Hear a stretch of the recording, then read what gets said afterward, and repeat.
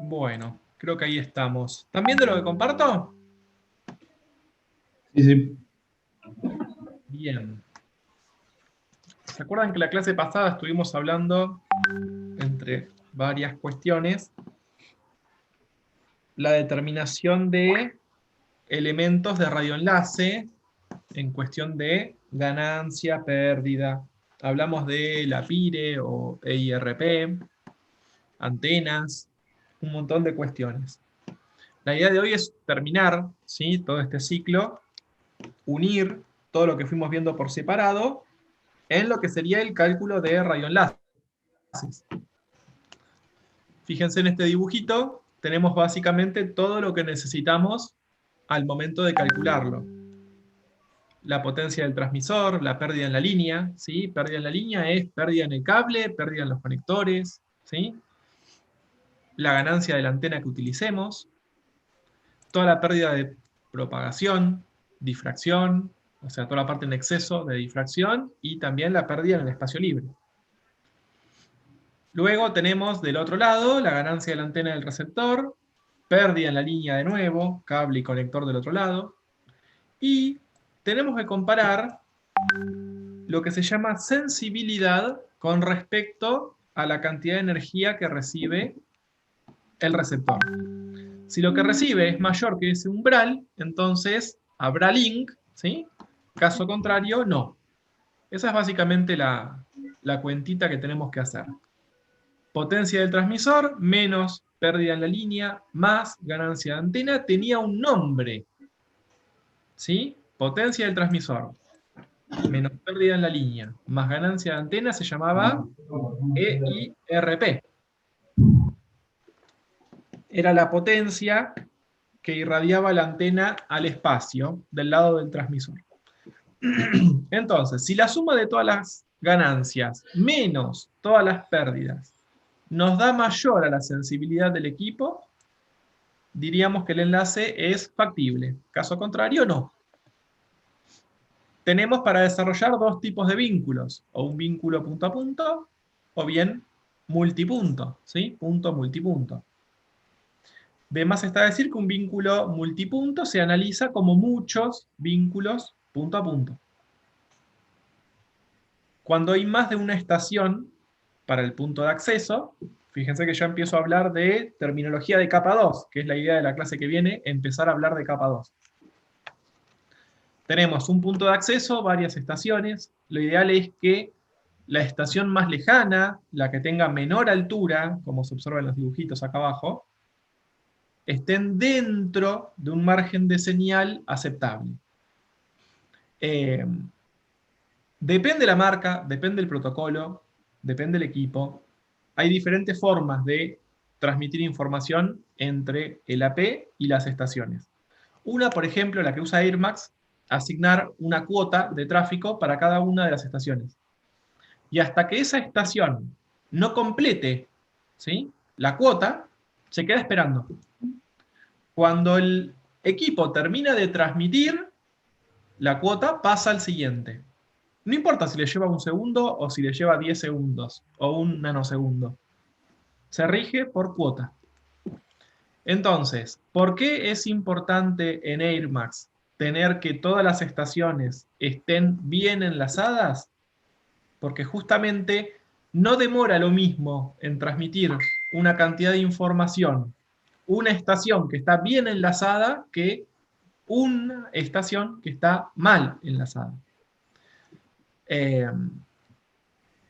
Obviamente, aquel que tenga una calidad de enlace óptima va a transmitir mucho más rápido la misma cantidad de información que aquella estación que esté al límite. Entonces, si el punto de acceso tiene 15 CPEs que están muy bien enlazados y uno que está mal, eso va a afectar a toda la performance del punto de acceso. Un solo equipo puede afectar drásticamente el rendimiento de todo un punto de acceso. ¿Sí? Que a veces son 10, a veces son 5 y a veces son 50. Entonces, un solo cliente, ¿sí?, debido a una tormenta, debido a una condición externa, queda mal enlazado y se lo mete a un enlace de otros 49 equipos, bueno, los 50 van a funcionar mal. Luego, versiones siguientes de AirMax, eso lo fueron mejorando y agregaron un parche a ese problema. El parche fue lo que se llama prioridad de la estación, el AirMax Priority, que es bajo, medio o alto.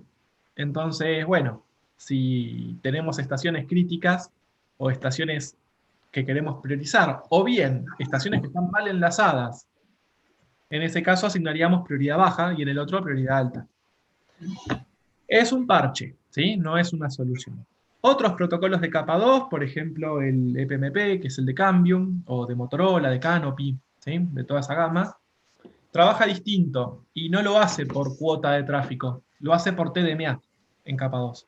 Entonces, cada estación rinde según la calidad que tenga de enlace. Si la estación está bien enlazada, funciona bien. Si la estación está mal enlazada, funciona mal. Pero sin afectar el rendimiento del punto de acceso. ¿Y eso cómo se regula? Con una cuota de tiempo. ¿Sí? Cada estación tiene unos microsegundos para poder aprovechar el aire. Como ya hemos conversado, las placas de radio son semidúplex, ¿sí? Así que cuando el AP está escuchando no puede transmitir.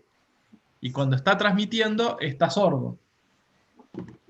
Entonces, bueno, esos son básicamente los dos protocolos que hoy regulan y tienen el mercado dominado en su gran mayoría. EPMP y AirMax. Y funcionan así.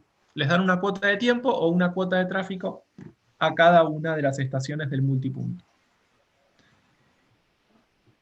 Bueno, obviamente, tipos de vínculos con visual directa, sin visual directa, etc. Potencia, esto ya lo hablamos. EIRP también lo hablamos. Potencia del transmisor, ganancia de antena, pérdida. Hacemos suma y resta y eso nos da lo que el equipo irradia. Son temas que vimos la clase pasada.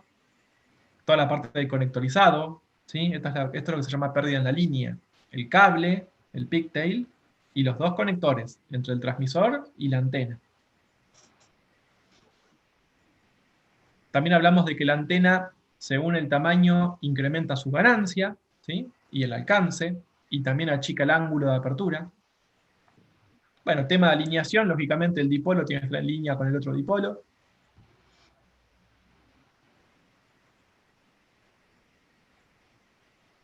Bueno, potencia, esto ya lo hablamos todo. La ganancia del sistema.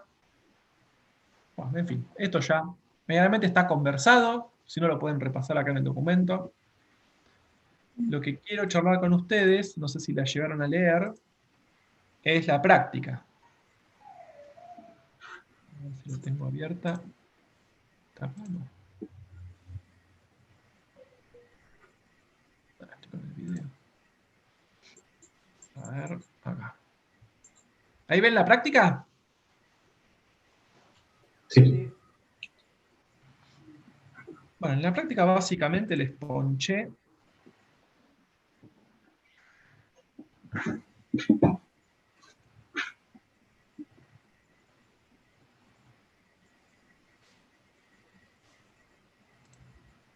este vínculo.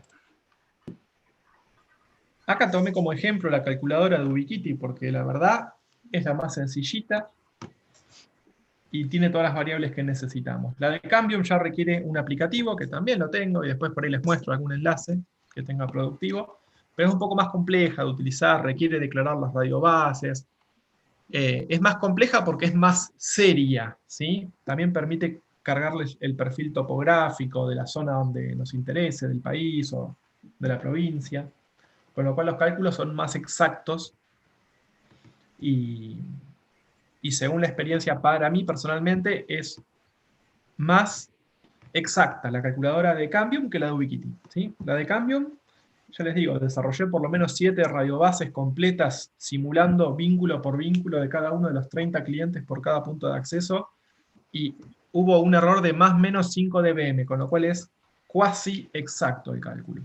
Acá con la calculadora Ubiquiti uno se puede encontrar según a veces un vínculo que más o menos espera que dé cierto nivel de señal, por ejemplo ahora menos 55, Y después uno va a la realidad, pone las antenas, todo, y termina topándose con un -70. Pero bueno, eso muchas veces es porque no tiene el perfil topográfico o porque está desactualizado el mapa que está utilizando, ¿sí?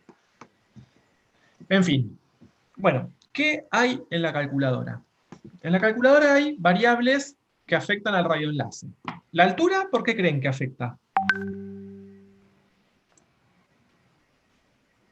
Hablen un poco ustedes, hablo yo solo, si no. ¿Por qué creen que la altura es una variable del radioenlace? Porque te variaría también lo que sería la zona de Fresnel, si Muy levantás más la bien, antena. muy bien. Exacto. Si uno empieza a bajar, fíjense la antena, ahí ya tengo pérdida por difracción. O sea, con 13 metros de altura en el transmisor ya empiezo a tener la primera zona afectada. ¿Sí? Yo puse 30 metros para que el cálculo sea sin difracción. Bueno, la potencia de la antena, la potencia del transmisor, ¿por qué creen que afecta?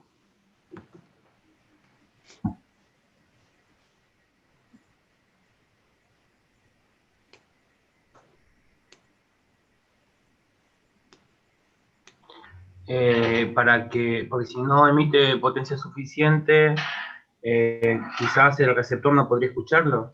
Muy bien, ¿sí? Porque la potencia es un factor de suma en el cálculo del enlace. Ahora, pregunta. Algo importante. Acá dice que es un link simétrico, ¿sí? De menos 55 dBm. Es óptimo, ¿sí? Menos 55 es un valor óptimo. Yo les pregunto, si yo pudiera poner acá en vez de 29, poner 35. Este menos 55, es decir, desde la P al cliente, ¿mejoraría?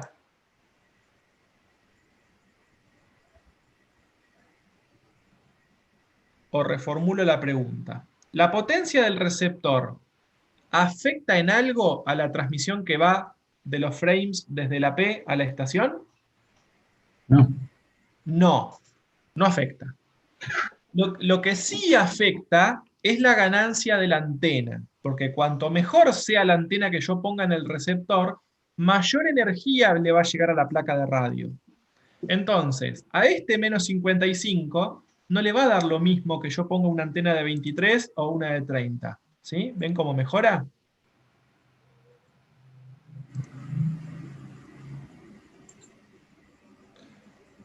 El ancho de canal, para lo único que afecta es para la estimación de qué capacidad va a haber. No afecta al nivel de señal en el vínculo. Bueno, y después la antena customizable, en fin. Quisiera ir viendo con ustedes la práctica. Pues la práctica es básicamente un print de ese vínculo. La idea aquí es comparar, entender, hacer cuentas, ¿sí? De un vínculo productivo con la calculadora que tengan en mano. A ver, básicamente los maté a preguntas. Es un vínculo y todas preguntas. Mediante cálculos analíticos determinar aproximadamente valor de EIRP del extremo de la P. ¿Qué cuenta tendríamos que hacer? ¿Qué pondríamos acá? Potencia de transmisión, ¿qué sería? En los 29 dBm. Muy bien, 29. Menos pérdida en el cable, ¿sí? Bueno, la otra vuelta usamos la calculadora y más o menos que nos daba 0,6, 1 dB en un pigtail chiquitito de 30 centímetros, un pie. Pongámosle 1 si queremos. 29 menos 1. Menos 1 entre los dos, entre el cable y los conectores. ¿Más cuánto?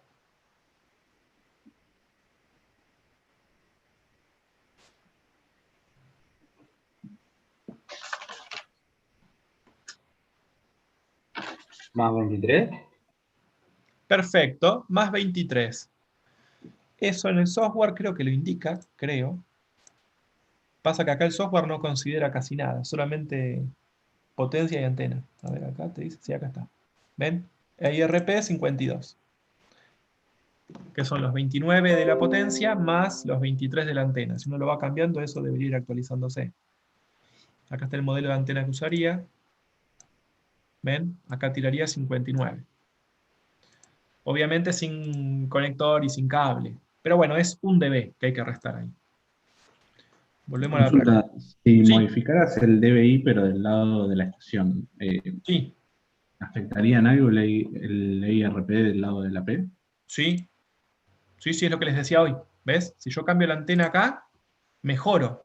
¿Por qué? Porque el rol de la antena es adaptar la Ganas energía. señal en el sentido de transmisión, pero también adaptarla en el sentido de recepción, o sea, convertir la onda electromagnética en una señal eléctrica que pueda entender la placa de radio. Entonces, yo pongo una antena que pueda adaptar mejor esa señal de la parte electromagnética a la parte eléctrica, es mucho mejor para el vínculo, en los dos sentidos, tanto del transmisor como del receptor por la doble función de la antena. ¿Eso se entiende? Sí, y esos valores ya dependen más del tipo de antena que compres, la Exacto, calidad, el tamaño. el Acá está tamaño. parametrizado por modelo de antena, pero digamos Claro. que conforme yo voy aumentando la ganancia de la antena, es una antena cada vez más grande. De hecho, uno de los puntos de la práctica es que calculen el tamaño de la antena, para que se den una idea de cuánto va incrementándose. Ni les digo la de 34. Ustedes piensan de 30 a 34 dBi, qué poquito que aumenta la ganancia. Pero digamos que está casi triplicando la energía que pone en el medio. Ya con 3 dBi es el doble. Con 3 dBi estaríamos duplicando la cantidad de energía que ponemos en el medio, solamente cambiando la antena. Fíjense si no es importante la antena. La antena es mucho más importante que la potencia, ¿sí? ¿Por qué? Porque los esquemas de modulación dependen de la potencia. Cuando el equipo usa la potencia más alta, los esquemas de modulación caen, ¿sí? La electrónica con potencia alta se satura y termina utilizando esquemas de modulación malos. Entonces, si yo puedo bajar la potencia, pero ganar energía en el medio sin tocarla, por ejemplo, ganando en altura, cambiando la antena, o sea, tocando cosas que no sean la electrónica de potencia. En ese caso, puedo mejorar la calidad del vínculo a un nivel óptimo sin aumentar la potencia. Por lo tanto, gano en esquemas de modulación y por lo tanto la capacidad del vínculo es mucho mejor. Vuelvo acá. Valor de IRP del extremo de la P. Bueno, dijimos 29 menos 1 más 23. 52 menos 1, 51 dBm. ¿Sí? Eso es el IRP del lado de la P. Es sumar los parámetros que están por acá. Valor de RSSI. Valor de RSSI es menos 55. Lo que yo quiero es que ustedes lo calculen analíticamente, que puede darles parecido como puede darles cualquier cosa, ¿sí? Pero lo tienen que calcular analíticamente.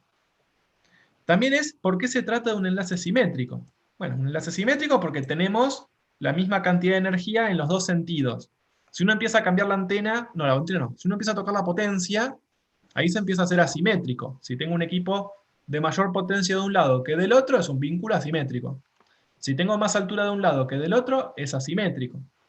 Si tengo antena más grande de un lado que del otro, también voy a tener diferencia de RSSI. En todos los casos, sería asimétrico.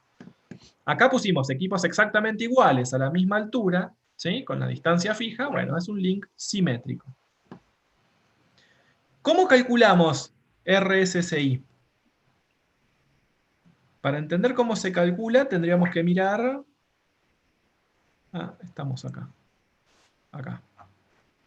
Este dibujito. Entonces, ¿qué haríamos para calcularlo? Pondríamos 29 menos 1, 23. Esto lo tienen que calcular, vayan buscando la calculadora. 23 menos 1. Y bueno, esta es la sensibilidad, esto no se suma. Acá dijimos no hay difracción porque tenemos línea de visual directa. Tenemos que calcular la pérdida en el espacio libre. ¿Te acuerdan la formulita? Lo pongo por acá. L es 32,4 más 20 por el logaritmo de la distancia en kilómetros, son 15, más 20 por el logaritmo de la frecuencia, bueno, supongamos, como dice la práctica, que está en 5.5 GB, o sea, 5.500 MHz. Hagan la cuentita, así chequeamos. 22,4, 20 logaritmo de 5.500. 130,70. 130 y sí, puede ser razonable, ¿eh? Acá la estoy haciendo yo también por las dudas. 73. Sí, sí, el coma, la verdad que para estos valores, ya con 130, más o menos. 130. Entonces, menos 130. Todo lo que es pérdida, menos. A ver, 29 más 23 menos 1 menos 130 más 23 menos 1 me da menos 57. Toda esa suma de ganancias y resta de pérdidas se llama RSSI. RSSI me da, fíjense, menos 57 porque yo consideré un dB en cada punta por pérdida de línea. ¿Sí? Si no me daba el menos 55 del calculador de Wikiti. Por eso les digo que la calculadora de Wikiti es bastante inexacta. ¿Por qué? Porque usa la fórmula teórica. Usa esto, Wikiti, para calcularlo. Y esto es teoría. ¿Sí? En la práctica, ¿dónde varía? Varía en la difracción. Sobre todo hay mucha diferencia cuando el vínculo es de 40 kilómetros o cuando el perfil topográfico no acompaña, ¿sí? Y uno pone la altura muy jugada, como hoy 13 metros que dijimos que teníamos difracción. Bueno, ahí la calculadora Ubiquiti usa el método que vimos acá para calcular la pérdida. Y eso considera un solo obstáculo. Cuando tenemos más de un obstáculo, que es el perfil topográfico justamente, ese método es bastante inexacto, ¿sí? Y la pérdida por difracción suele ser mucho mayor a la que nos da el método. Entonces ahí suelen aparecer cuestiones. Pero bueno, si es un vínculo limpio, con visual directa entre las puntas, esta formulita va bien. Afecta solamente cuando hay difracción.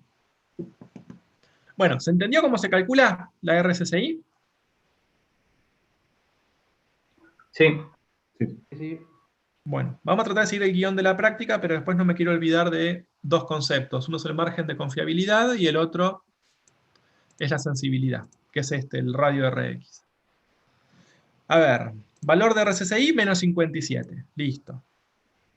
¿Qué tipos de antenas recomendaría para esta aplicación? Ahí me refiero a la clasificación de las antenas. ¿Se acuerdan? ¿Cuáles eran? Direccional y omnidireccional, ¿a eso se refiere? Exacto. ¿Cuál les parece que va para este vínculo? Y tendrían que ser direccionales. Exacto, direccionales. Vínculo de 15 kilómetros, ahí va antena parabólica. Fíjense que la calculadora igual otra opción no les da. O son parábolas de 23, o de 30, o de 34, pero son parábolas. No son omni, ni son sectores, son parábolas. Analizar la factibilidad del vínculo, considerando una sensibilidad de menos 90.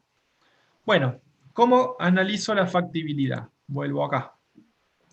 Para analizar la factibilidad, el valor de potencia que nos llega, o sea, el RSSI, tiene que ser mayor que la sensibilidad.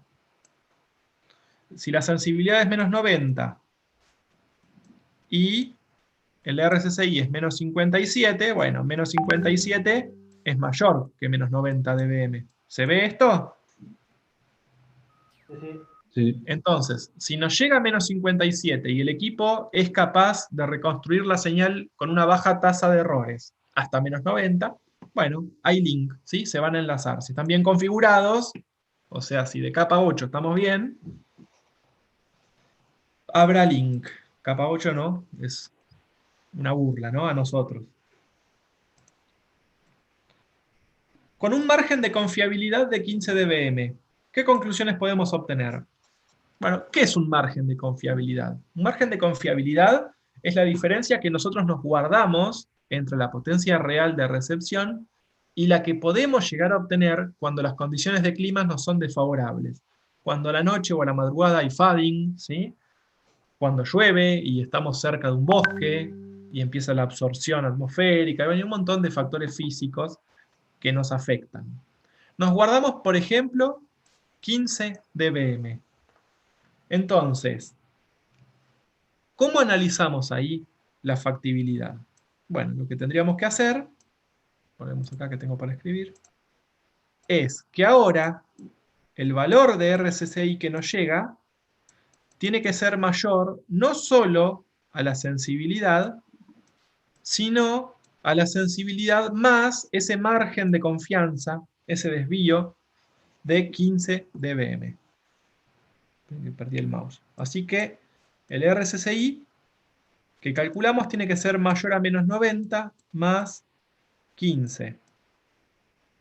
O sea, comparamos el menos 57 contra menos 75. ¿Es mayor? Sí, obviamente que sigue siendo mayor. Por lo tanto, digamos que para este ejemplo, que estamos lógicamente en una señal óptima, es un enlace confiable, ¿sí? Que respeta incluso un margen de confianza. Esa es la conclusión que podemos obtener.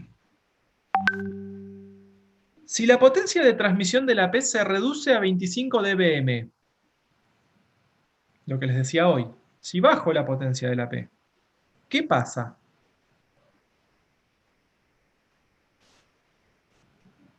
¿Afectará en el vínculo? Esperen que vuelvo a poner las antenas que estaban. Ahí. Ahí estamos en el menos 55 de hoy. Si yo bajo la potencia a 25 dBm, ¿qué va a pasar con el RSSI?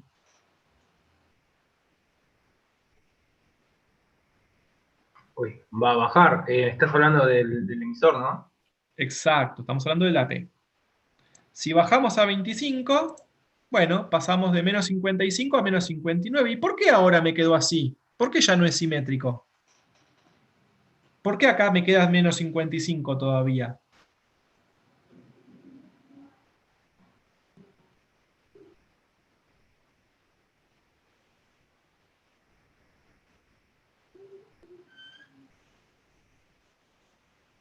¿Qué les parece? ¿Por qué pasa eso?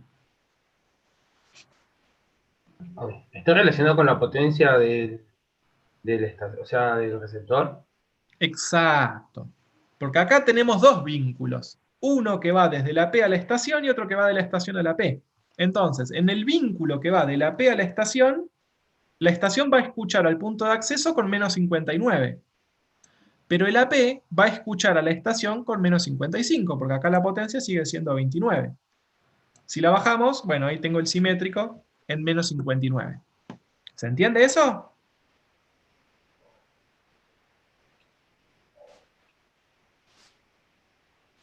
Sí. Bueno, si la potencia de transmisión de la P se reduce a 25, bueno, lógicamente se nos va a menos 59, ¿sí? Menos 59, menos 55 serán los nuevos valores de RSSI. Bueno, y acá es donde le empezamos a sacar jugo a toda la parte de electrónica. Si necesitamos obtener el máximo rendimiento de este enlace y alcanzar la modulación digital QAM 4096 en 100 MHz, o sea, en el máximo ancho de canal posible, ¿cuál es el valor de RSSI que debemos alcanzar? Bien, eso lo tenemos que leer. Esperen que lo tengo que bajar. No, acá no lo voy a tener. Ah, está acá en la práctica, ¿qué tal? Acá. Esto está en la hoja de datos del producto, ¿sí? Fíjense, este es el esquema de modulación, 4096 QAM. Este es el ancho de canal. Y en función del ancho de canal, acuérdense que cuanto mayor ancho de canal, mayor ruido. Por lo tanto, la relación señal-ruido se compromete cada vez más. Por lo tanto, para 4096 QAM, en 100 MHz, yo necesito una sensibilidad de menos 39. Así que, fíjense la diferencia. En un medio de QPSK, menos 90 necesito. Hasta menos 80. Ahora, yo conforme aumento la cantidad de símbolos por elemento de señal, la sensibilidad tiende a menos 39. O sea, menos 39 tiene que ser el RSSI para poder interpretar sin errores 4096 QAM, es decir, para la mayor capacidad de vínculo. El equipo al máximo, quinta fondo, ¿sí? O sexta fondo. Ahí necesitamos menos 39, pero ojo, no es tan fácil con venir acá, poner antena grande, potencia al máximo, ¿sí? Ah, menos 37. Menos 37 es más grande que menos 39, se me terminó el problema. No es tan así. Fíjense también. ¿Están viendo, no, lo que yo les voy mostrando? No, ahora no. No, Ah, profe. perdón. ¿Dónde se me quedaron? ¿Dónde están? ¿Qué están viendo? El Te PDF muestro estamos la viendo. práctica. Ah, se quedaron con la práctica. Pará, yo les estaba hablando acá. Ahora vemos la calculadora.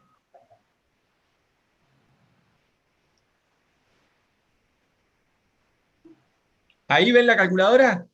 Sí. Sí, Bien, esto les decía. Pongo las antenas de 34. Pongo la potencia al máximo. ¿Sí? Subo la potencia al máximo. Menos 33. Listo, menos 33 es más grande que menos 39, que es la sensibilidad que necesito. Se terminó mi problema. No, no es así. Esto no funciona así. A ver. Ahora sí ven la práctica, ¿no? sí. Sí. Bien.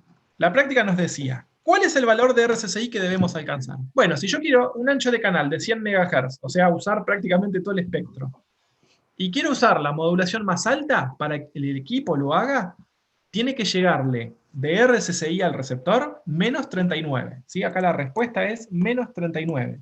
Es un dato de la hoja de datos. ¿Cuál es la potencia máxima que podríamos setear? Y calcular el IRP asociado para este esquema de modulación y ancho de canal, lógicamente. Ahí está el límite. Como les dije, la electrónica de potencia se satura si uno pone el equipo a transmitir al máximo, ¿sí? Y se distorsionan los símbolos. Entonces, verán que cada fabricante les va a decir, según la electrónica, para cada esquema de modulación, qué potencia de transmisión sugiere. ¿Sí? Fíjense, para abajo, potencia más alta. O sea, la relación entre potencia y esquema de modulación es inversamente proporcional. Si yo aumento la potencia, bajo el esquema de modulación. Si yo bajo la potencia, aumenta el esquema de modulación. Entonces, volviendo, quiero 4096 QAM. Perfecto, 12X nomenclado. Tengo que transmitir de 12 a 15 dBm. ¿Sí? Para llegar al máximo, 12. Para mantenerme en 4096 QAM con una baja tasa de errores, 15. Entonces, la pregunta es, ¿con este vínculo lo podré lograr? Acá ven la calculadora.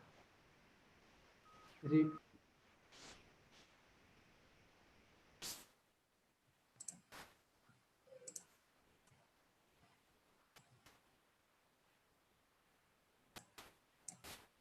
¿Lo pude lograr? No. No. No. ¿Es un vínculo óptimo? Sí, es un vínculo óptimo y está bárbaro el vínculo, ¿sí? Pero no puedo sacarle el jugo máximo a esta electrónica. Esta electrónica me pide que con una potencia de transmisión de 12 dBm yo pueda llegar a la otra punta con menos 37. No pude, ¿sí? Por lo tanto, el equipo, para este radioenlace, nunca va a modular en el esquema más alto. Con menos 50 modulará en alguno un poquito por debajo, ¿sí? Menos 50 puede ser un 4096 QAM con 40 MHz de ancho de canal, pero nunca con 100 MHz de ancho de canal. Por lo tanto va a perder, ¿sí? O sea, prácticamente le podría estar sacando el 50% de la capacidad del equipo, ¿sí? Estaría usando un equipo a la mitad de su rendimiento posible. Tengo ¿Se una entendió? consulta. ¿Es lo mismo hacer un 4096 QAM con un ancho con un ancho de 30 MHz, como está diciendo, y un QAM 256 a 100 MHz? ¿Son equivalentes o uno es más óptimo que otro? O sea, en cantidad de datos a transmitir. El 4096 QAM, con ese planteo que me haces, es muy superior. O sea, es preferible un 4096 QAM con un ancho de canal más chiquito que un 256 QAM a 100 MHz. Suponiendo que las condiciones del vínculo son impecables, que uno tiene 100 MHz de espectro disponible para usar, cosa que en zonas urbanas no es posible, no existe. Así que asumimos que nos vamos a Saladillo en medio del campo y ponemos 2 equipos de estos. Ahí tenemos 100 MHz para usar seguramente, si estamos lejos del WIF. Es mucho más probable que un 4096 QAM en 40 MHz te rinda bastante más que un 256 QAM en 100 MHz, por la cantidad de elementos que mete por símbolo, ¿sí? Es mucha la diferencia. Ahora, si me haces un 1024 QAM, y habría que probarlo. Un 1024 QAM en 100 MHz por ahí rinde casi igual o un poquitito más que un 4096 en 40 MHz.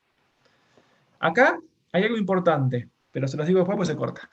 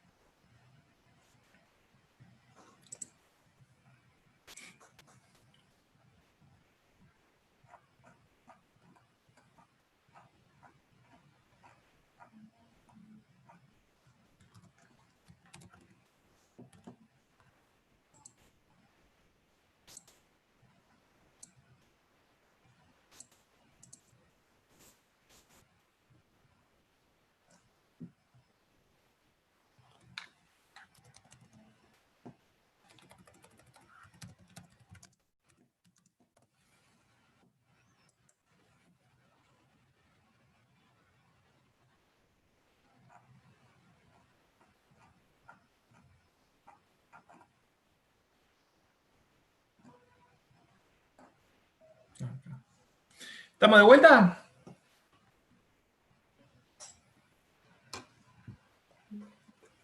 Sí, sí. Bueno, lo que les quería decir era que hay un dato muy importante que nos da una medida de rendimiento fundamental de la electrónica del equipo, ¿sí?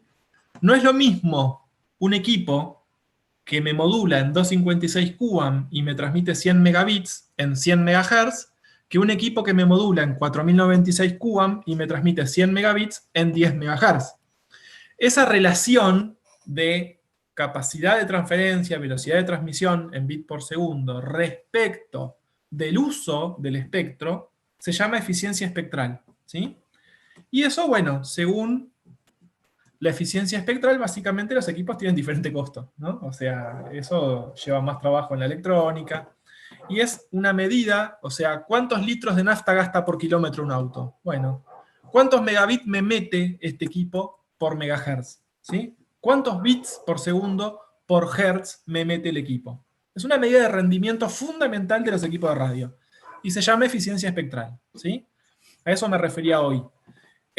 Si yo necesito transmitir 100 megabits, voy a buscar un equipo cuya modulación me dé los 100 megabits en el ancho de canal más corto. Entonces, si necesito 100 megabits, no voy a salir a buscar un 128 QAM o un 256 QAM en 100 MHz. Voy a salir a tratar de lograr un enlace de radio que me dé en 100 megabits en el menor espacio de espectro posible. Así sean 10 MHz o 20 MHz. ¿Sí? ¿Por qué? Porque el espectro es limitado. Las radiobases son compartidas. Hay punto a punto, hay multipuntos propios de terceros, etc.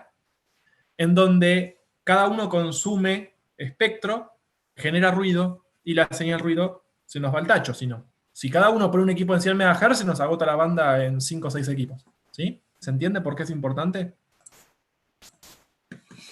Sí. Bien, entonces yo diría que a nivel de radioenlace, el factor más importante que define un equipo es la eficiencia espectral. Ese es el dato. Y de acuerdo a la eficiencia espectral, es el costo del equipo. Es así. Los equipos de gama alta son los que más eficiencia espectral tienen. Y los equipos de gama baja son los Ford de B8 que te morfan para hacer 10 kilómetros, 150 litros de nafta. ¿Sí? Esa es la diferencia. La evolución de la tecnología, ¿sí?, y de la electrónica hace que la eficiencia espectral cada vez sea mayor, lógicamente. Es un recurso limitado el espectro. Bueno. ¿Cuál es la potencia máxima que podríamos setear? Ya lo dijimos, 12 dBm. Calcular el IRP, bueno, 12 más 23 menos 1. ¿Es factible lograrlo? No, ya vimos que no lo podíamos lograr.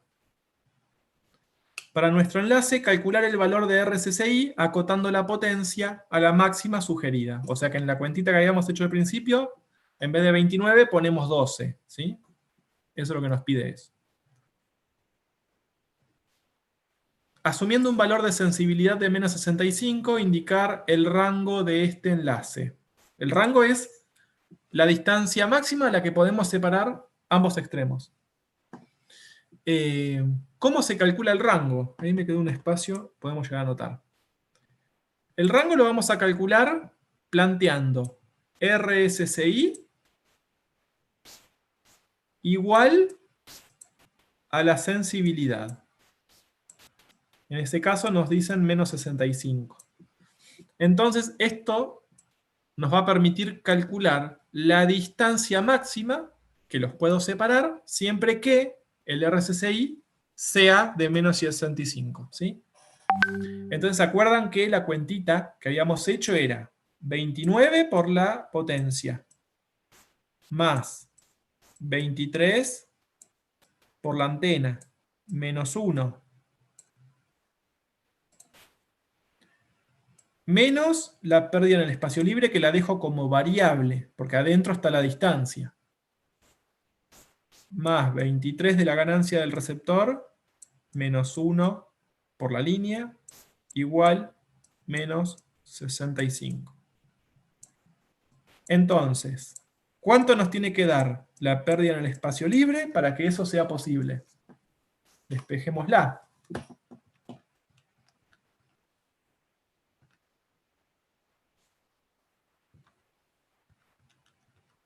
Menos 138.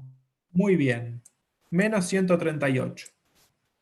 Entonces, si yo sé que transmito a 5500 MHz, o sea 5.5 GB, y son 15 kilómetros de vínculo, yo tengo que plantear 32,4 más 20 logaritmo de 5500 más 20 logaritmo de la distancia genérica. ¿Sí? No pongo los 15 kilómetros, porque justamente quiero saber hasta dónde la puedo estirar. Esto da menos 138, che. No positivo, o la pérdida es positiva. A ver, déjenme hacer la cuenta. 29 más 23 menos 1 más 23. Esto me da 73. Claro, da Menos positivo 73. porque está de los dos lados en negativo. En un Claro. lado está menos L. Ahí está, acá, por una pérdida. Queda negativa en la fórmula, pero la pérdida es positiva. Bueno, todo eso nos tiene que dar 138. Así que básicamente de acá tenemos que despejar la distancia. El valor numérico está en kilómetros en esa fórmula, así que no hay que hacer conversiones ni nada. 138 menos 32.4 menos 20 logaritmo 5500 dividido 20, 10 a ese valor. Ahí me da 34,6 kilómetros. Lo cual es un valor razonable, ¿sí? Cerca de los 35 kilómetros empieza la Tierra a meter difracción, así que para mantener un vínculo en buenas condiciones, 34 kilómetros es razonable. Ahora, si uno pone un vínculo de 40 kilómetros, ya en 40 kilómetros cuesta bajarla de menos 70 a la señal.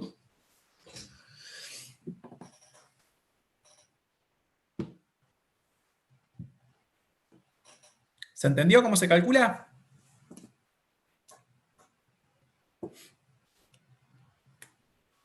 Sí, sí, perfecto.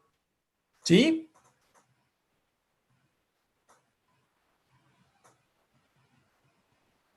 ¿Borro?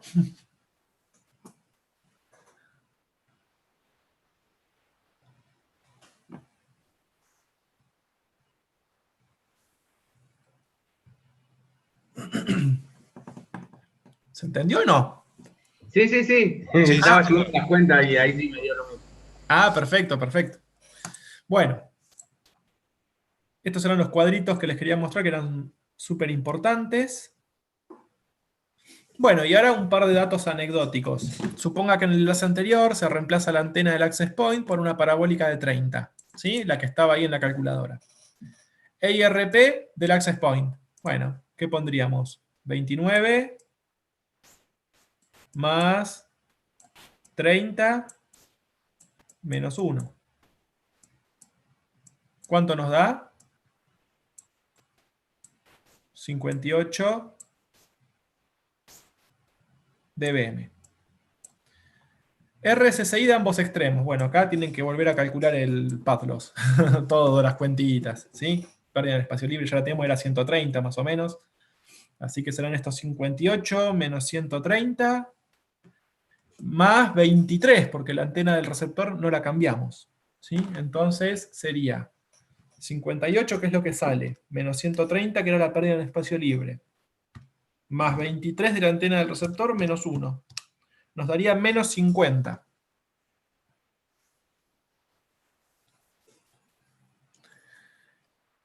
Diámetro de la antena, asumiendo eficiencia de 0,56. Acá les volví a poner las fórmulas que tenemos de la práctica anterior. El diámetro, acuérdense, acá tenemos el radio. Así que si la antena es de 30 dB, acá ponemos 30, ¿sí? 10 logaritmo 4pi por el área efectiva. El área efectiva, 0,56 pi r cuadrado. R la dejan como incógnita, y en esta ecuación, la única incógnita es r, ¿sí? Se les pide el diámetro. Con eso van a tener una idea del tamaño de una antena de 30 dB. Les propongo, comparen el tamaño para 30 dB con el de 23 y con el de 34, ¿sí? Sobre todo el de 34 me interesa que calculen, para que sepan el tamaño de una antena de 34 dB.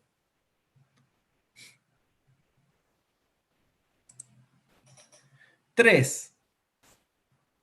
Si en el enlace propuesto se plantea la existencia de un obstáculo a 10 kilómetros del transmisor, ¿se acuerdan que eso en Fresnel era D1?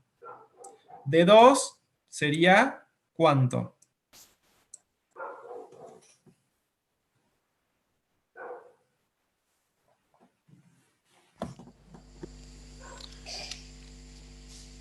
Cinco, si la distancia total era 15. Exacto. Muy bien. Y el obstáculo está a 35 metros. O sea, las antenas estaban a 30, el obstáculo está a 35. Así que en ese caso, ¿se acuerdan que Z era H sobre R1? Bueno, R1 después lo calculan con la formulita. H viene a ser la diferencia de altura. Si tenemos 35 de obstáculo y 30 de antena, h es positiva porque el obstáculo está por encima. Así que será 5 dividido R1. Y R1, bueno, era raíz cuadrada. Ya lo habíamos visto eso la vez pasada. Calcúlenlo y después, bueno, sacan la pérdida por difracción. En ese caso, ¿qué se les ocurre hacer si la pérdida por difracción es muy elevada? Partimos de la base de que es un vínculo sin visual directa, ¿no? ¿Qué se les ocurre hacer? ¿Cuál sería la solución que al aplicarla inmediatamente se nos resuelve el problema? Hay una sola para eso. Y subís las dos antenas arriba de 35 metros. Exacto. Ahora, ¿cuánto arriba de 35 metros? Eso es lo que hace la práctica, ¿sí? Porque todo lo que vemos acá desde el punto de vista teórico nos tiene que ayudar a tomar decisiones prácticas, ¿sí? Si no nos quedaríamos como rata de laboratorio. ¿De qué nos serviría este método? Nos tiene que ayudar a tomar la decisión de a qué altura pongo la antena. ¿Cuántos tramos de torre compro? ¿Las pongo a 35? ¿Las pongo a 36? ¿Da lo mismo ponerlas a 40 que a 36? Entonces ahí la pregunta tiene que ser, ¿con qué altura dejo la primera zona de Fresnel despejada? ¿Sí? Habitualmente los torristas lo hacen más o menos a ojo, ¿sí? Pero con el conocimiento de estos métodos, uno puede sacar matemáticamente a qué altura va la antena, para no lidiar con este problema de obstáculo. ¿Qué les parece? ¿Cómo podríamos hacer?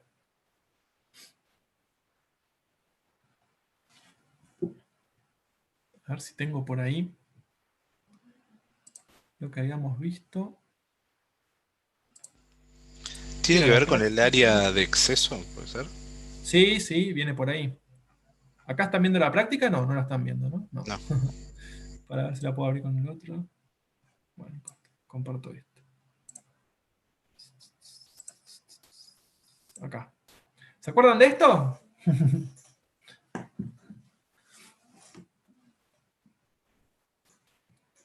Esta era la gráfica de la atenuación en exceso, que dependía de Z, ese Z que hablamos recién en el último ejercicio, del H sobre R1. Pero tendrías que hacer que Z valga menos 0,6. Perfecto. Entonces yo tendría que decir menos 0,6 igual a Z. Y Z es H sobre R1. ¿Sí? R1 es un número para nosotros. Raíz de lambda por D1 por D2 sobre D1 más D. Es un número. El número que nos dé.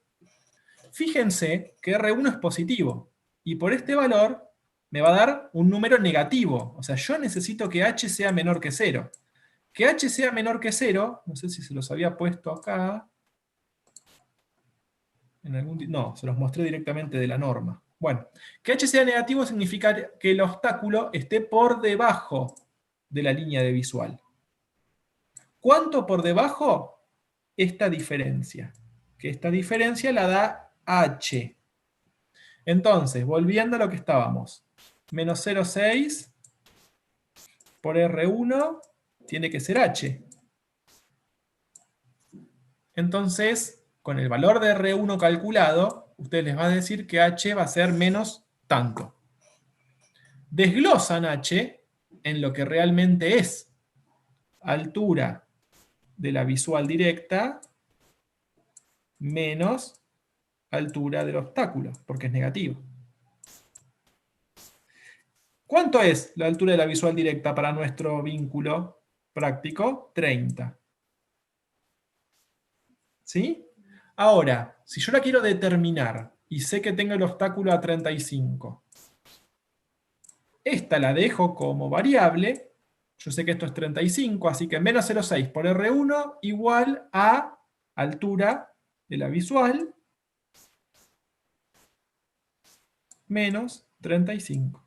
Así que a la cuentita que habíamos hecho acá le sumamos 35 y esa es la altura a la que tengo que poner las antenas para que la primera zona de Fresnel esté despejada. ¿Se entendió? Sí, sí. Muy bien. Bueno, con eso, chicos, terminamos por hoy. Vamos a ver si la próxima hablamos un poco de capa 2.